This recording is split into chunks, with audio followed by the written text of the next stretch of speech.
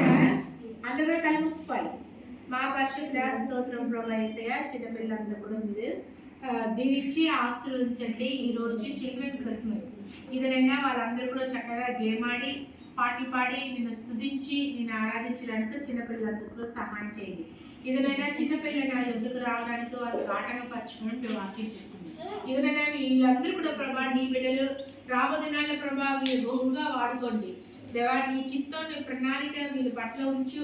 వీళ్ళు ఎటు విధంగా నీ పనిలో వాళ్ళు పనిముట్టగా ఉండాలో అటు విధంగా వీళ్ళందరూ కూడా మీరు వాడుకోండి. ఎవరు విడిచిపెట్టవద్దు. ప్రతి ఒక్కరికి వచ్చిన ప్రతి బిడ్డలకు కూడా రక్షణ దయచేయండి, మారు మనసు దయచేయండి. నీ రాజ్యంలో ప్రభా నీ జీవ గ్రంథంలో వీళ్ళందరి పేర్లు కూడా ఎక్కించబడ్డానికి ఏ పిల్లలు కూడా ప్రభా రాకుండా తొట్టిపోకుండా ప్రభా నీ నామం మహిమగా వీళ్ళందరూ ఉండడానికి అలాగే మంచి ఆరోగ్యంతో బలంతో శక్తితో ఉంటూ ఇది నన్ను నీ నామం మహిమపరచడానికి సహాయం దయచేయండి.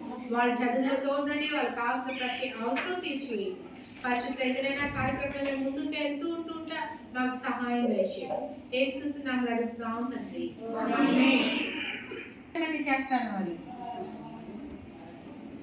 చిన్నపిల్లలు 1 2 3 4 5 6 7 8 9 ఇటువైపు చిన్నపిల్లలు చేసేవాళ్ళు సరే కింద పెట్టేయండి. ఇప్పుడు పెద్దవాళ్ళు చేసిన వాళ్ళు ఎవరు? చిన్నపిల్లలు ఫస్ట్ చెప్పేసరి పెద్దవాళ్ళు జాగ్రత్తగా చెప్పండి. పెద్దవాళ్ళు చేస్తారా చిన్నపిల్లలు చేస్తారా?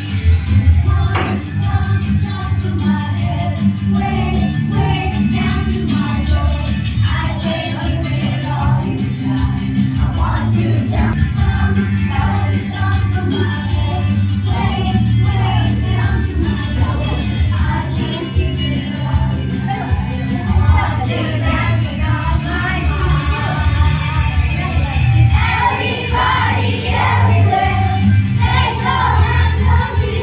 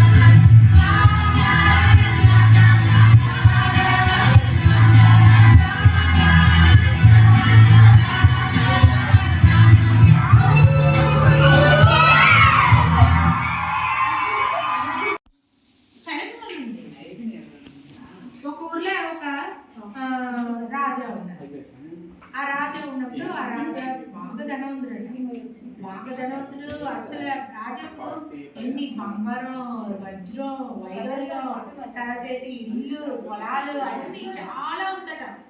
కానీ ఆ రాజా అందరికి కూడా ఇస్తూ ఉంటారట. అందరికి ఇప్పుడే ఆ రాజాకి అలవాటట. ఆయన ఇస్తూ ఉంటారట, ఆయన వస్తూ ఉండదట, అన్ని బోళ్ళు ఉంటదట. అసలు ఏం చేయాలో కూడా ఆ రాజాకి అర్థం అవుతట. అప్పుడు ఆ రాజా అనుకున్నారట, అయితే మనం ఒక పని చేయాలి, నా దగ్గర ఎన్ని తీస్తాడో, ఎన్ని బంగారం, ధాన్యము, ధాన్యం తెలుసు కదా, బియ్యం, తర్వాత కాయగూరలు, పళ్ళు, తర్వాత ఇదన్నీ ఉంది, ఎన్ని ఇస్తాడో వస్తూ ఉంది, నేను ఏం చేయాలి ఇప్పుడు అని చెప్పేసి రాజా ఆలోచిస్తాడు. అయితే మా ఊర్లో మాత్రం కాదు, పక్క ఊర్లో కూడా వెళ్ళి ఇస్తామని చెప్పేసి ఒక పెద్ద పెద్ద బుల్లెట్ కార్ తెలుసా కదా, బుల్లెట్ కార్ అంటే ఏంటి చెప్పండి ఒకరు? ఎద్దుల బండి తెలుసు కదా, ఎద్దుల బండి. అప్పట్లో లారీ, వ్యాన్, బస్సు అవన్నీ ఉండేది కాదనమాట. ఎద్దుల బండి తీసుకొచ్చి, ఎద్దుల బండి ఎన్నో ఎద్దుల బండి లెక్కలేదన్నమాట. అన్నింటిలో ఒక ఎద్దుల బండి ఏమో ఫ్రూట్స్, ఒక ఎద్దుల బండి కాయగూరలు, ఒక దాంట్లో బియ్యం, నూనె, తర్వాత ఇంకేమేమో పెట్టి అన్ని బంగారం, వెండి, తర్వాత వజ్రాలు, డబ్బులు ఉండేది కాదు, బంగారమే ఉండేది. డబ్బులన్నీ అప్పట్లో లేదు. ఇదన్నీ నాణ్యాలు, బంగారు నాణ్యాలు, ఎండు నాణ్యాలు, ఇదన్నీ పెట్టి అదన్నీ లారీలు, అదే బుల్లెట్ కార్లు పెట్టి అలా వెళ్తూ ఉంటే అలసిపోతాం కదా. అలసిపోతాం కాబట్టి ఏం చేశారంటే ఒక చోట విశ్రాంతి తీసుకుంటాం అని చెప్పి చిన్న గుడారం వేసి అక్కడ పడుకున్నారన్నమాట.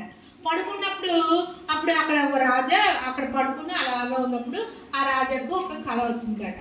ఏ కళ వచ్చిందంట, నువ్వు ఏం చెయ్యంటే ఆ ఊరు ప్రజలకన్నీ ఇవ్వకో, నువ్వు తీసుకుని వెళ్ళిపో అని చెప్పారట. వెంటనే ఆ రాజా లెగిసి కూర్చుని, ఇదేటబ్బా ఇలా ఉంటే కళ వచ్చింది నాకు అని చెప్పేసి ఆలోచిస్తూ ఉన్నారట. ఇలాంటి కళ వచ్చింది, నేను ఏం చేయాలి ఇప్పుడు, వెళ్ళాలా వెనక వెళ్ళిపోవాలా, ఇంటికి వెళ్ళిపోవాలా అని ఆలోచిస్తున్నప్పుడు చిచి వన్స్ నేను ముందు అడుగు వేసిన తర్వాత ఏం చేయకూడదు, వెనకమనే వెళ్ళకూడదు. వన్స్ నేను ముందు వెళ్ళిన తర్వాత ఈ రాజా ప్రయాణం అవుతూ ఉన్నారట. ప్రయాణం అవుతూ వెళ్ళిపోయి అక్కడ ఉన్న ఊరు ప్రజలంతా చాలా మంది ఉన్నారట. అక్కడ పాప వాళ్ళకు కాయగూరలు అన్నీ చేసుకుని మంచిగా తిని హ్యాపీగా ఉన్నారట. ఆ రాజా చూసి చాలా సంతోషించారు. అరే వీళ్ళందరూ కూడా ఎంత బాగున్నారు, ఎంత చక్కగా తృప్తిగా ఉన్నారు, ఎంత హ్యాపీగా ఉన్నారు అని చెప్పారట.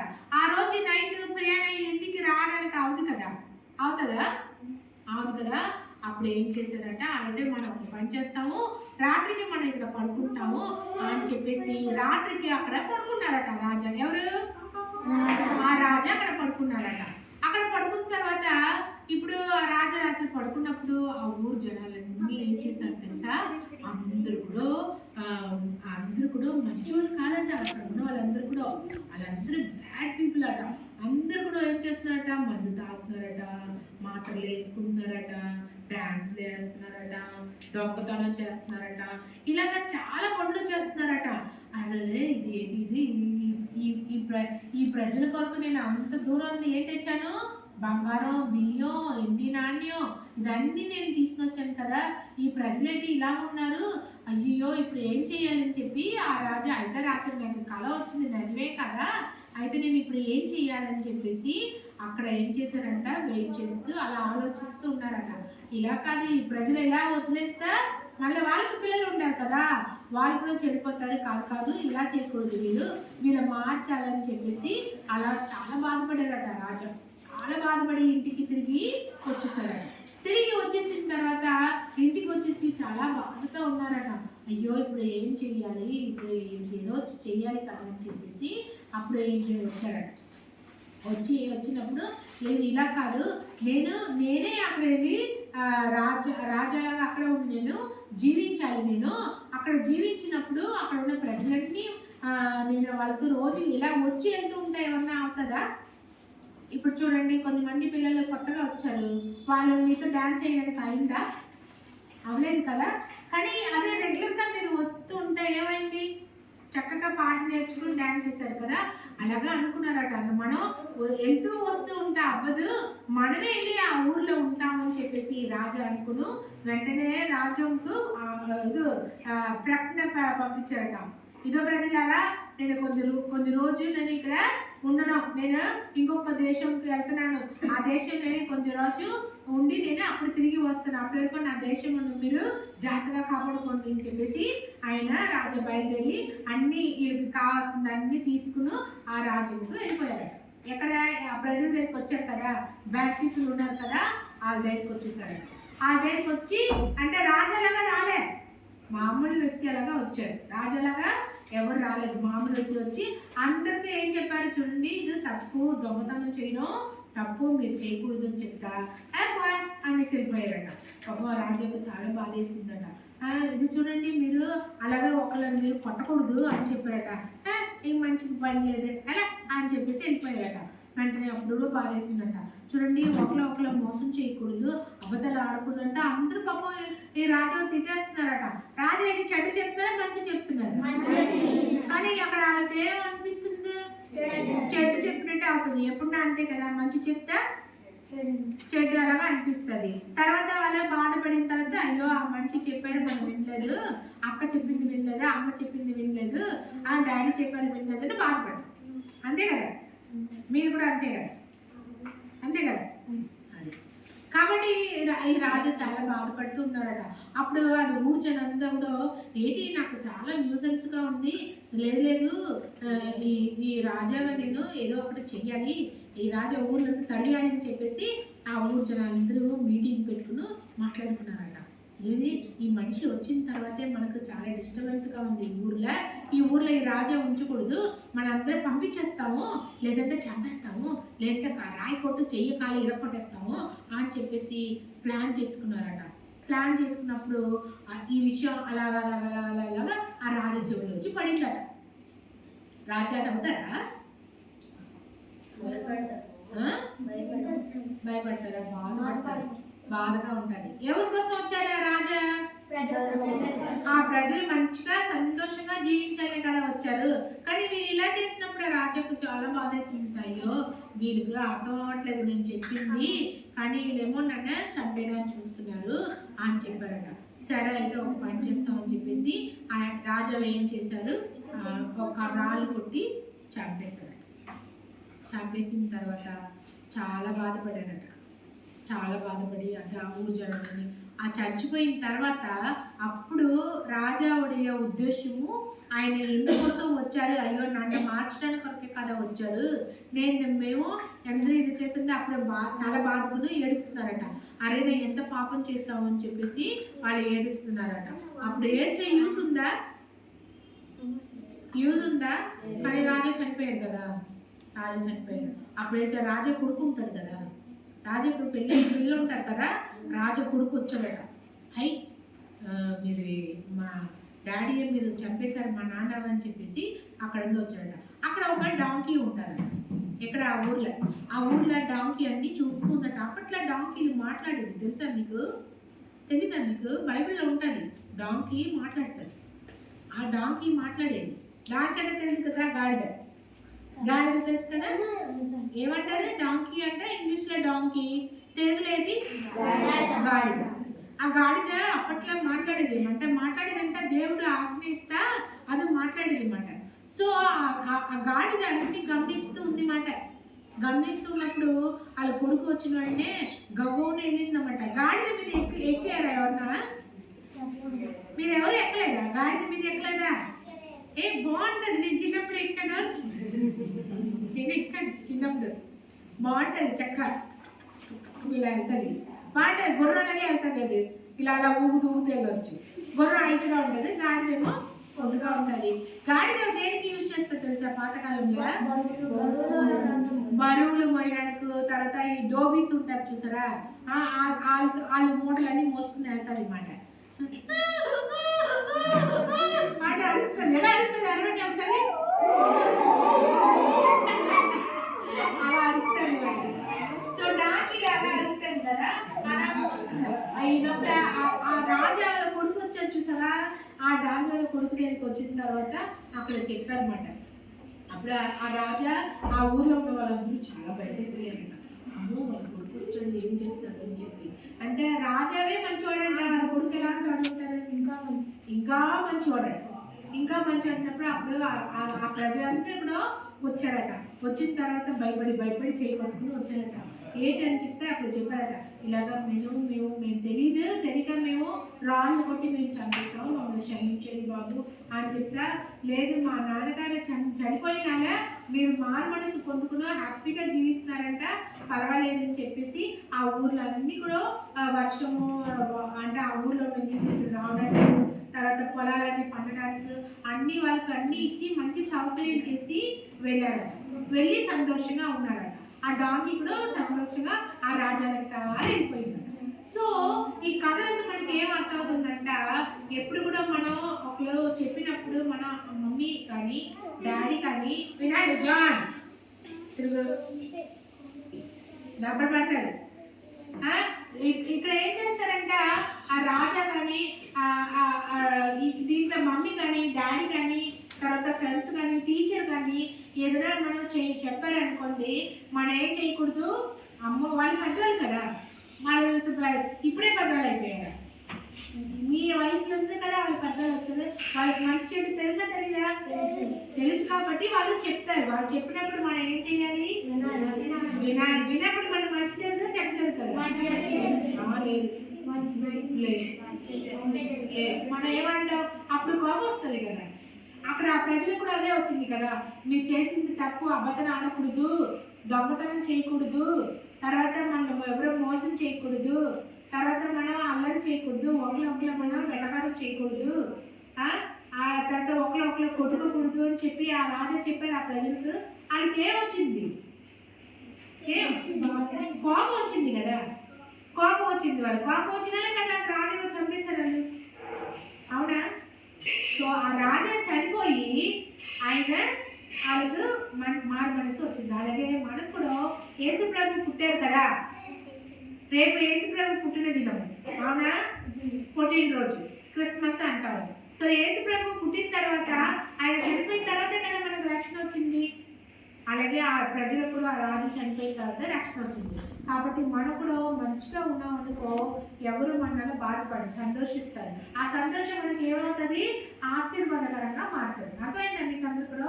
ఓకే, ప్రార్థన చేసుకోండి. కనిపిస్తుంది మా పరిశుద్ధ స్తోత్రం ప్రభా, చిన్నపిల్లలను దీవించండి, ఆశీర్వదించండి. ఈ కళ ద్వారా ప్రభావ వాళ్ళు అనేక విషయాలు నేర్చుకున్నారని నేను అనుకుంటున్నాను. ఎదురైనా వాళ్ళ ఉదయంలో మీరు మాట్లాడండి. వాళ్ళ ప్రభావ వాళ్ళ జీవితంలో ప్రభావ చెడు నూతనమైన తలంపులు వాళ్ళకు దయచేయండి. మీ ఆత్మతో నింపండి. వాళ్ళు రాబోతున్న కరోనా ఇదనైనా ఎన్నో వైరస్లు వస్తుంది అంటున్నారు. ఆ వైరస్ వల్ల బిడ్డలు ఎవరికి కూడా అటాక్ చేయకుండా నీ కంచు వేయండి, కాపుదలు ఉంచండి, మంచి ఆరోగ్యం ఇవ్వండి, బలం ఇవ్వండి, మంచి చదివి మంచి పొజిషన్ వెళ్ళడానికి, అలాగే మంచి పౌరులుగా తయారవడానికి, నీ రాజ్యం వ్యాప్తి చెందడానికి బిడ్డలందరూ కూడా ప్రభా వాడబడడానికి సహాయం చేయండి. పరిశుద్ధానికి స్తోత్రం చెల్లించి చేసుకున్నాం. ఆమేన్.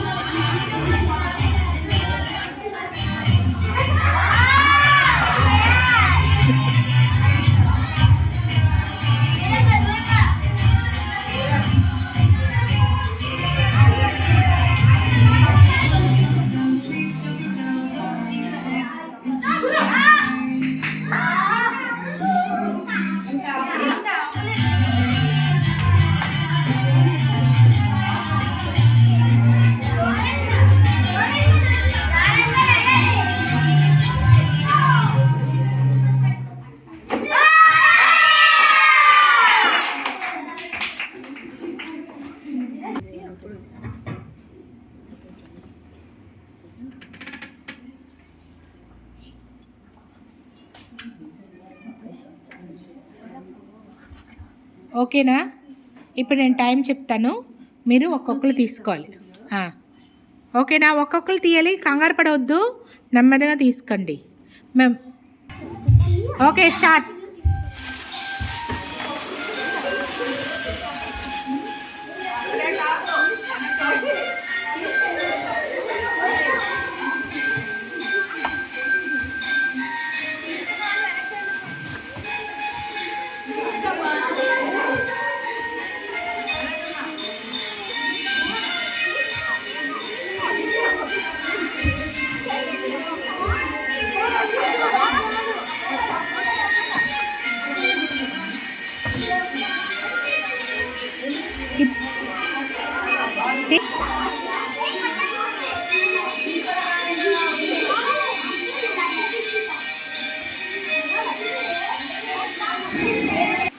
ఇదిగోండి, వీళ్ళందరూ కూడా చిన్నపిల్లలు ఒకరు గిఫ్ట్ ఈ సంవత్సరం చేంజ్ చేసుకుంటున్నారు. ఒకరి పట్ల ఒకరు ప్రేమ చూపించాలంట, ఒకరు హ్యాపీ క్రిస్మస్ చెప్పుకున్నారు. వీళ్ళందరూ కూడా గిఫ్ట్ తెచ్చుకున్నారు. వీళ్ళందరికీ గిఫ్ట్ ఇచ్చామండి. వీళ్ళందరూ గిఫ్ట్ తీసుకున్నారు. ఇప్పుడు వీళ్ళు ఒకరికొకరు గిఫ్ట్ ఒకరు ఇచ్చి మెరీ క్రిస్మస్ చెప్పుకుంటారండి. అందరూ కూడా చప్పట్లు కొట్టాలి. ఒక్క నిమిషం ఒకరు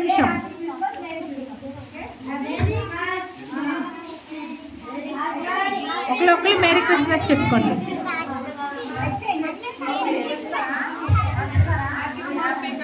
ఓకే, మార్చుకోండి. మెరీ క్రిస్మస్ చెప్పావా? మెరీ క్రిస్మస్ చెప్పారా అందరూ కూడా?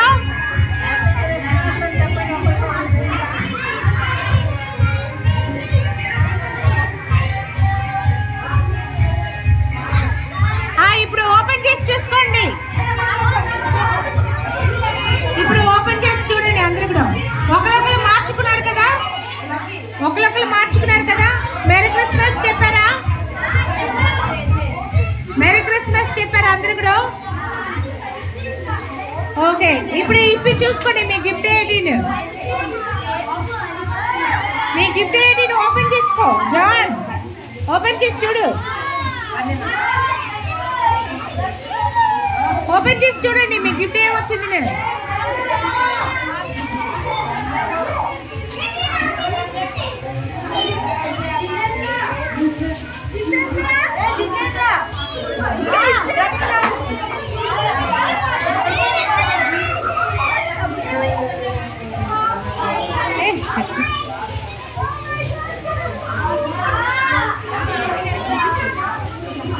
కార్ వచ్చిందా? Very good very good. నీకు ఓపెన్ చేయి. ఇది నీకు వచ్చింది, అది వెరీ గుడ్ వెరీ గుడ్.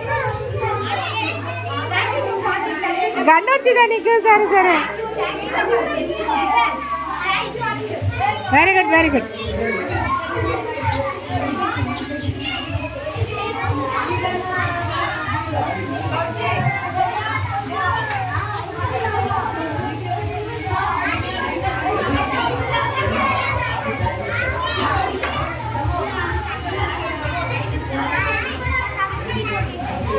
ఏ తమ్ముడు ఎక్కడ ఉన్నాడు? మీ తమ్ముడు ఎక్కడ ఉన్నాడు? నేను ఇచ్చావు కదా, ఎక్కడికి వచ్చాడు ఇప్పుడు?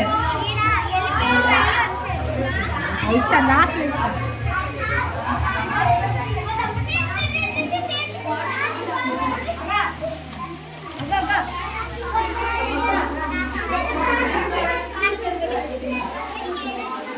డాక్టర్ అవుతా ఏమో.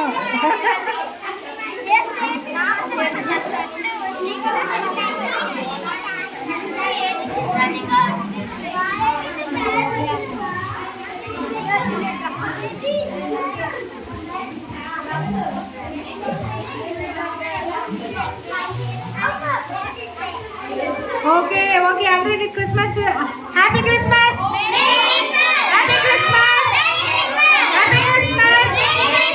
ఓకే, ఇప్పుడు లాస్ట్ మనం వచ్చేసాం కాబట్టి స్నాక్స్ అందరూ కూడా కూర్చోండి, అందరూ కూర్చోండి, అందరూ కూర్చోండి. మన కేక్ అన్ని తింటాం, కూర్చోండి. ఇప్పుడు కేక్ కటింగ్ ఉంది.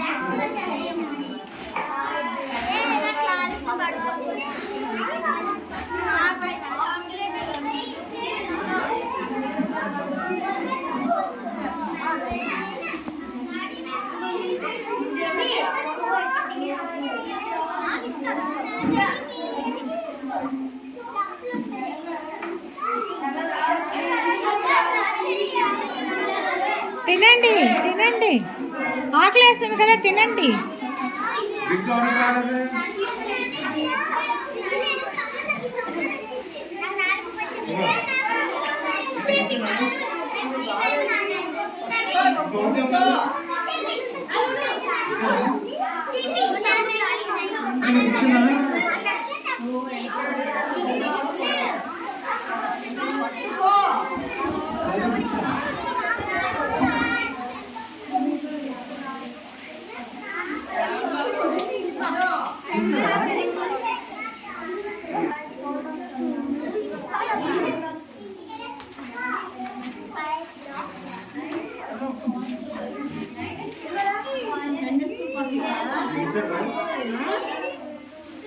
ఏ తినండి తినండి, తాగండి, తినండి తాగండి, అందరు తినండి.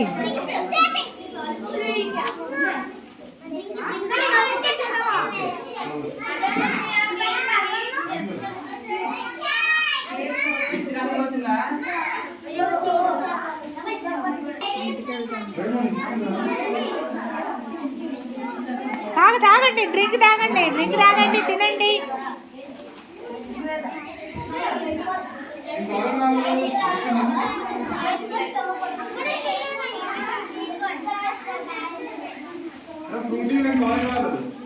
అందరికి ఇచ్చే